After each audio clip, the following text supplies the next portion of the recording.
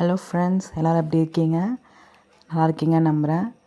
இன்றைக்கி நம்ம சன்லைட்டுக்கும் உமனுக்கும் என்ன சம்மந்தம், சன்லைட்டுக்கும் ஹியூமன் பீயிங்ஸ்க்கும் என்ன சம்மந்தம், சன்லைட்டுக்கும் ப்ரெக்னென்சிக்கும் என்ன சம்மந்தம் அப்படின்னு பார்க்கலாம்.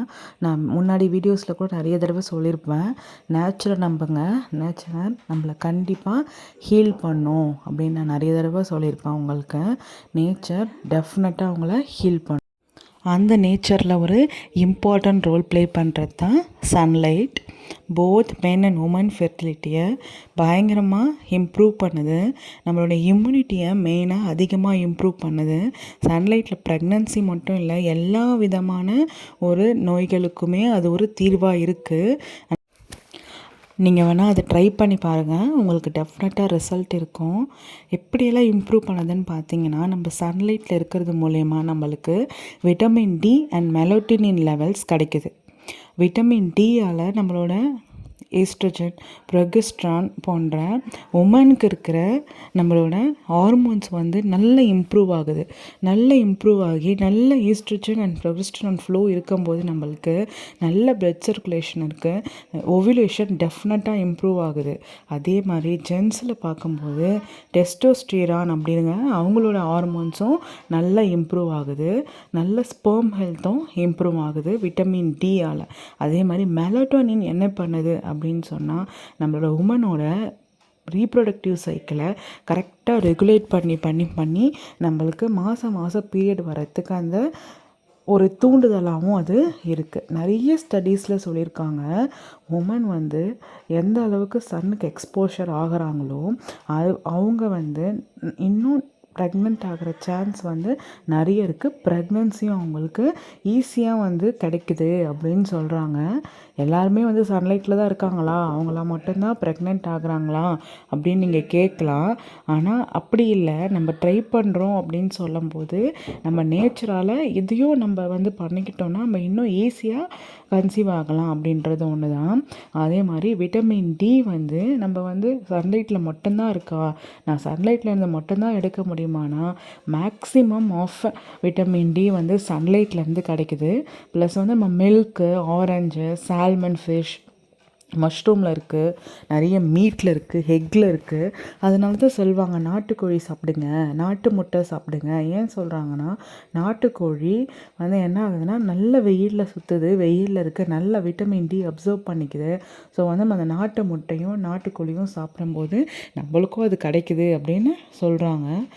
அதே மாதிரி சன்லைட் என்ன பண்ணுது அப்படின்னா, விட்டமின் டி மூலமாக உள்ள எக் குவாலிட்டியை நல்லா இம்ப்ரூவ் பண்ணுது.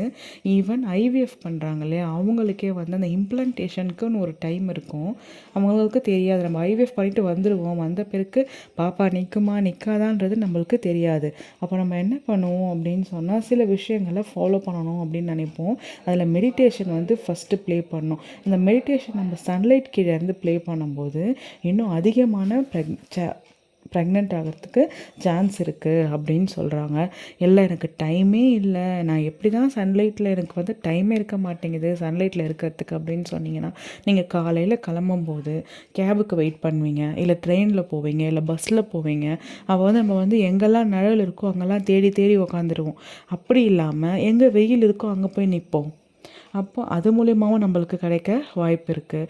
வீட்டில் நம்ம காலையில் ஒரு மெடிடேஷனோ வாக்கிங்கோ பண்ணுறப்போ வீட்டு உள்ளே இருந்து பண்ணாமல் வீட்டு வெளியில் பண்ணலாம். அப்போ நம்மளுக்கு அது மூலிமா சன்லைட் கிடைக்க வாய்ப்பு இருக்குது. அதே மாதிரி இப்போ நீங்கள் ப்ரெக்னென்ட் ஆகிடுறீங்க, ஆனால் எனக்கு மிஸ்ட் அபார்ஷன் ஆகுது, இல்லை ஹார்ட் பீட் இல்லைன்னு சொல்கிறாங்க, என்ன ப்ராப்ளம்னே தெரியல அப்படின்னு நிறைய பேர் சொல்கிறாங்க. அதுக்கு கூட நம்ம ஃபஸ்ட்டு ட்ரைமஸ்டரில் சன் எக்ஸ்போஷரில் அதிகமாக இருக்கும்போது நம்மளுக்கு ப்ரீடம் பர்த் கூட கம்மியாகுது, ப்ரெக்னென்சி லாஸ் கம்மியாகுது அப்படிலாம் கூட டாக்டர்ஸ் சொல்கிறாங்க. அதே மாதிரி விட்டமின் டி மூலயமா நம்மளுக்கு போன் ஹெல்த் நல்லா இம்ப்ரூவ் ஆகுது. போன் ஹெல்த் நிறைய இம்ப்ரூவ் ஆகும்போது கால்சியம், பாஸ்பரஸ் அப்படின்ற நியூட்ரியன்ஸ்லாம் நிறைய கிடைக்குது. எடுத்துக்க நம்ம இந்த கால்சியம் பாஸ்பரஸ் நிறைய உடம்புக்கு எடுக்கும்போது நம்முடைய போன் ஹெல்த்து நல்லா இம்ப்ரூவ் ஆகுது. நீங்கள் பார்த்தீங்கன்னா நம்ம ப்ரெக்னென்சி முடிஞ்ச உடனே ப்ரெக்னென்சி ஸ்டார்ட் ஆகும்போது நம்மளுக்கு ஒரு 3 மந்த்ஸ் முடிஞ்ச உடனே நம்மளுக்கு வந்து ஃபோலிக் ஆசிட் டேப்லெட் ஸ்டாப் பண்ணிவிடுவாங்க. ஃபோலிக் ஆசிட் ஸ்டாப் பண்ணிவிட்டு நீங்கள் வந்து கால்சியம் டேப்லெட் அயன் டேப்லெட் கொடுப்பாங்க. ஏன்னா நம்மளோட பேபியோட போன்ஸ் வந்து கை கால்களில் இருக்க எல்லா போன்ஸ் வந்து ஃபாஸ்ட்டாக 3 மந்த்ஸ்க்கு மேலே வளர ஆரம்பிக்கும். ரொம்ப ரேப்பிடாக இருக்கும் க்ரோத் வந்து.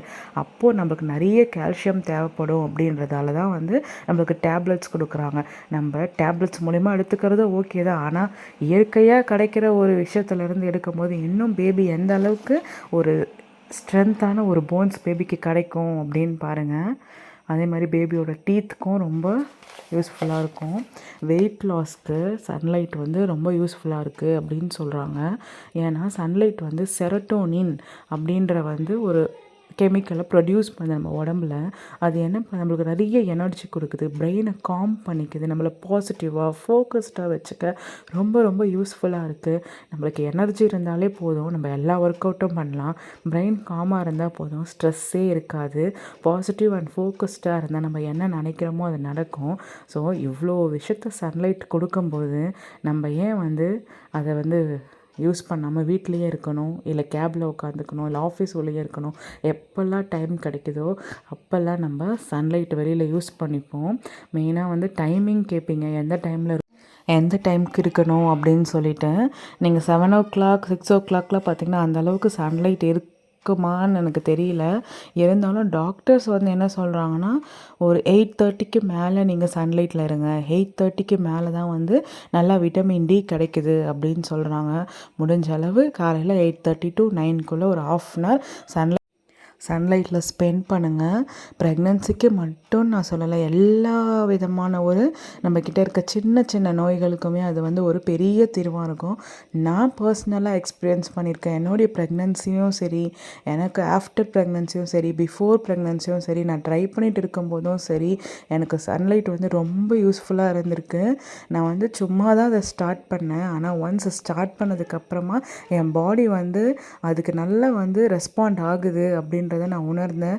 எனக்கு வந்து நல்ல இம்யூனிட்டி இம்ப்ரூவ் ஆச்சு.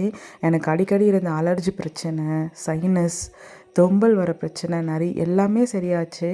அதனால் சன்லைட்டை சும்மா நினச்சிடாதீங்க. ஃப்ரீயாக காட் கொடுத்த ஒரு கிஃப்ட்டு சன்லைட்டு. அதை யூஸ் பண்ணி நம்மளால் முடிஞ்ச அளவுக்கு நம்ம உடம்ப நல்லா வச்சுப்போம், ஹாப்பியாக இருப்போம், ஹாப்பியாக லைஃப் லீட் பண்ணுவோம். யார் என்ன சொன்னாலும் அதை பற்றி கவலைப்படாமல் நம்ம லைஃப் நம்ம வாழுவோம், ஹாப்பியாக இருப்போம். பாய்.